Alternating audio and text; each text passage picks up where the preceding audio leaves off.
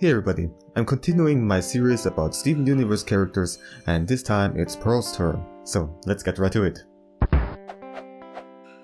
So we are starting with the head as often, and we are drawing this oval shape, and I'm drawing this one slightly tilted because of the pose that I want her to draw in, and I'm also adding the center lines in order to get the direction correct where the face is pointing at.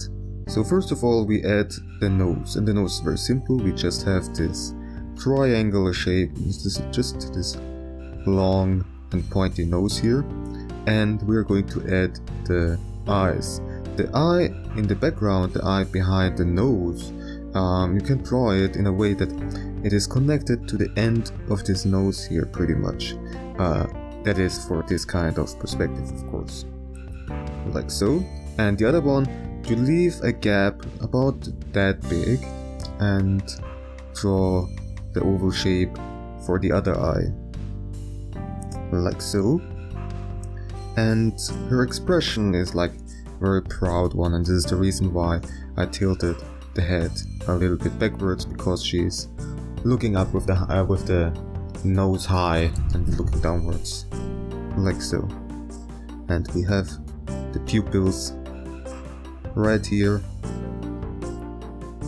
Also just very simple small oval shapes. Now for the mouth, we are just drawing this little mouth here with a slight smirk, and you draw the mouth not on the center line but slightly next to it.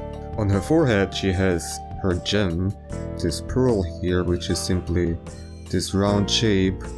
And now we are going to the hair.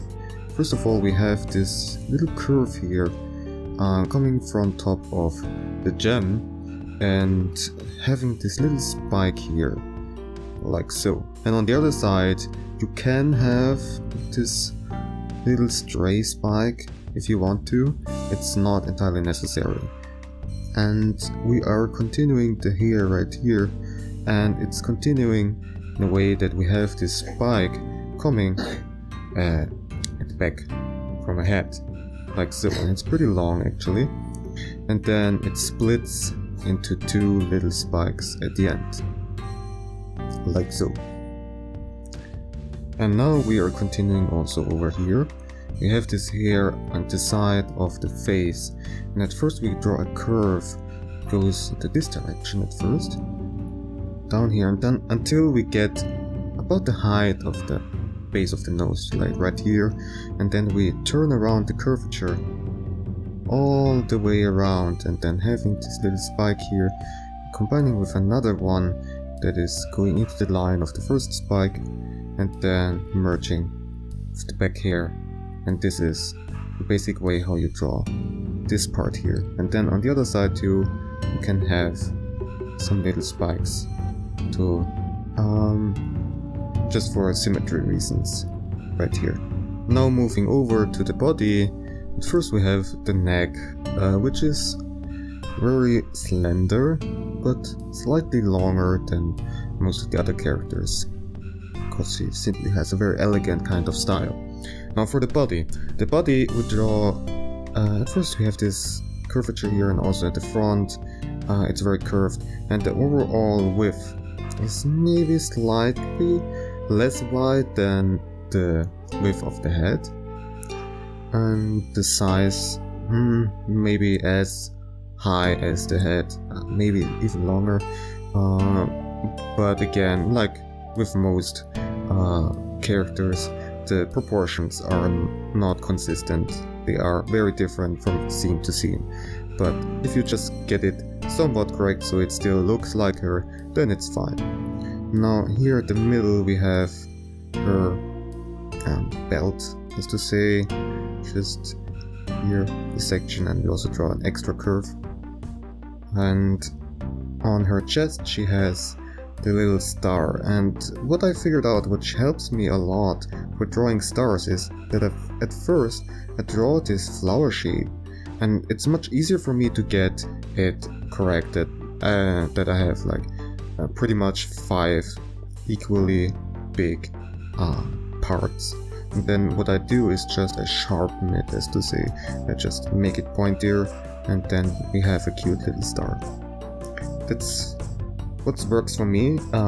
Maybe it works for you too, I don't know. But yeah, then also down here we have these two lines pointing away from the line that we previously draw, and just connect it with this curve here, and we have her little skirt. Also, you should not forget, and this happens to me quite often to be honest, her little bow at the end, and also we will have some extra cloth hanging downwards. But at first we're drawing the legs. At first I start with this small base here for the hip. I don't have to necessarily draw it, at least not in this kind of position, but in other positions it may be helpful. And for the legs we draw just this slender, long, pretty much almost tubular shapes, and they're quite long, almost as long as the head is high. And we have two parts, one for the upper leg and one for the lower leg. The one for the lower leg may be slightly longer. And what you can also do is to add some definition later on, because often at times it's not perfectly just equally thick, but you have somewhat of a definition, and you can add that too. And the foot is very simple.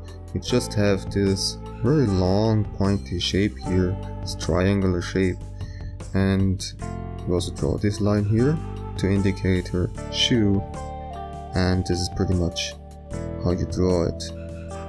And the other leg is behind the other one pretty much, and therefore we don't have to worry too much about the details.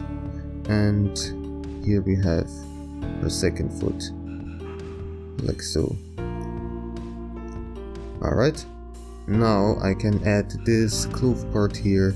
I'm just drawing it in a very simple way. I don't worry too much about details, like so.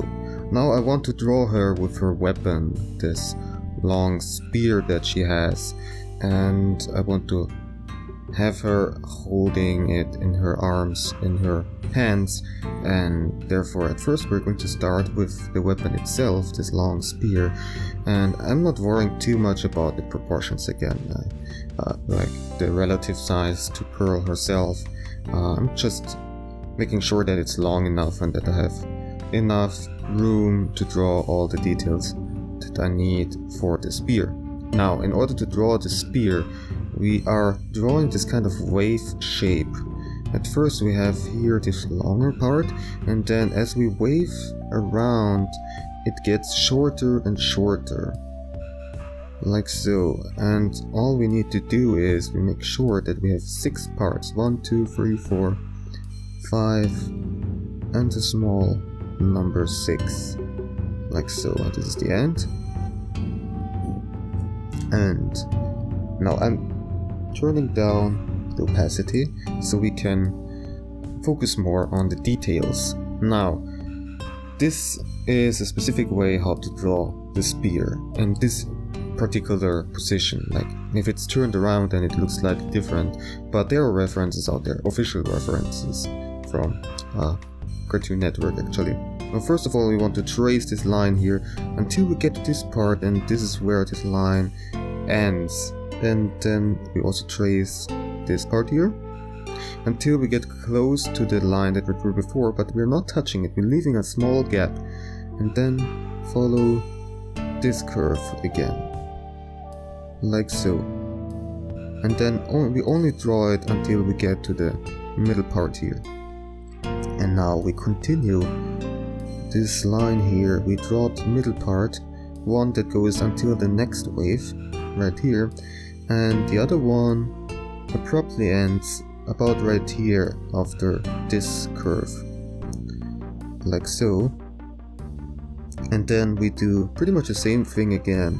We have here this part, and you can shift it a little bit to kind of indicate that it has some thickness, and then we follow it right here, drawing it until this part, and then again we leave a small gap, follow the curvature, just one wave here, and then draw the middle part again, and here but shorter, so like this. And here this is the end part, and therefore it looks a little bit different. We draw this line here, continue it completely, and then this part here we leave a small gap, then we curve around, and then we connect it with the curve, like so. And this is pretty much how you draw this kind of shape. And it's one of the more complicated weapon designs, but if you practice it, then you get used to it quite quickly, I have to say. Now the hands. At first I just draw these simple rectangles as a guide for where the hands are going to be, also over here. And also don't forget the end part of the staff. At first we have just this oval shape going around like this, and then a pointy end, and here this kind of drop-like shape up here. So, and this is the end part of the staff, of the spear. Now for the hands. For these specific positions of the hands, there are some simple ways how to draw them very quickly. I just draw these 3 lines, then connect it, give it some curvature. So to give it the form, we draw here a small line where the staff part of the spear is coming out, and I indicate also somewhat of the knuckles right here, pretty much. And here we have the thumb indicated, just very simple.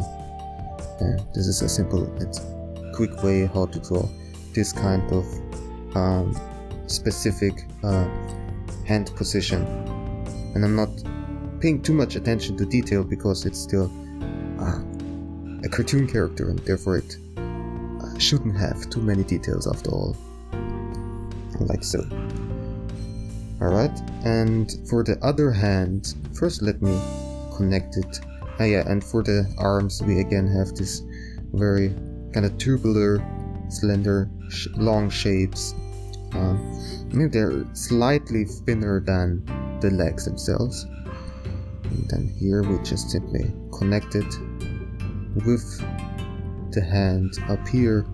And now I just draw these 3 little lines on top. They're slightly shorter than those over here, and I give it the curvature again, like so. Curve it around, connect it with the arm part. Also over here I continue this line slightly more. Let me erase a little bit so you can see better. So like so. And this is also a simple way of how to draw this kind of arm position, hand position. Alright, and also you should not forget this little part here, this little line. And yeah, as far as I can see, we are pretty much done. This is how you basically construct Pearl. Oh yeah, I almost forgot the pants here, which are just these little curves at the middle of the upper leg part. Alright, and now I will do the time lapse in order to finish this drawing, and also do another drawing in order to show you that you can use these techniques in order to draw her in whatever way you want to. Alright then. So at this point I want to emphasize again that the techniques that I show you aren't like the only techniques. There are many different ways how to draw these cartoon characters, or for example Pearl, and these techniques, these ways that I showed you just now are just working for me personally, but you can draw her or whatever cartoon character you want to, however you want to. What I explained to you is just how these characters are basically constructed, and show you some simple shapes and stuff like that. And what you can also do, which I think is very fun, is you can create your own kind of characters with these basic techniques. I've seen that often on the internet where people invent their own kind of original characters or gem zoners as they're called. I personally never did that, but I've seen a lot of designs, and some of them are very interesting and very well made. Often they represent some gems that never appeared on the show, and there are a lot of them, and therefore there is a lot of room for invention. Of course, you don't have to necessarily be part of the fan community if you don't want to. You can just draw them for yourself, just for fun. And in general, knowing how these cartoon characters are constructed, and now I'm not only talking about Steven Universe characters, can help you creating your own kind of characters for your own stories. Alright, and we're back. I had to do some little corrections, like making the legs longer, and also forgot to draw the socks. But yeah, that's basically it, and I drew here in a kind of depressing way, but I want to show you also the personality of these characters in these drawings, and this is very fitting. Two very different sides of her. And also drawing her this way makes it possible for me to show her in a different perspective, and this may help you understand techniques a little bit better. And now let's answer a question again, and I got another question from Unseen Ivy, who is asking, what is your favorite tutorial you've created and why? So my favorite tutorial would be actually the one that she requested about Amaterasu from Okami, and the reason is I was able to wear a yukata and fool around, especially also a lot with the cats, and it was a lot of fun. I really like the drawing style of Okami. I really had a lot of fun with that, and also was playing the flute, and it wasn't too bad. And also the fact that I was researching were very interesting to me too. And if you want to watch it now, you can check it out here in the information card that I added. And in general, I want to say that these information cards have a purpose when I put them there. They're not some sort of automatic YouTube advertisement or something like that, but I put them there, and most of the time it has a specific reason why I put them there, like I'm referencing to something, or I want to give you a useful link. And if you have a question for me about whatever, or some constructive feedback, then just let me know down below in the comment section. And if you want to support me and my show, then you can check out my Patreon page, and I would highly appreciate it. Alright then, have fun drawing!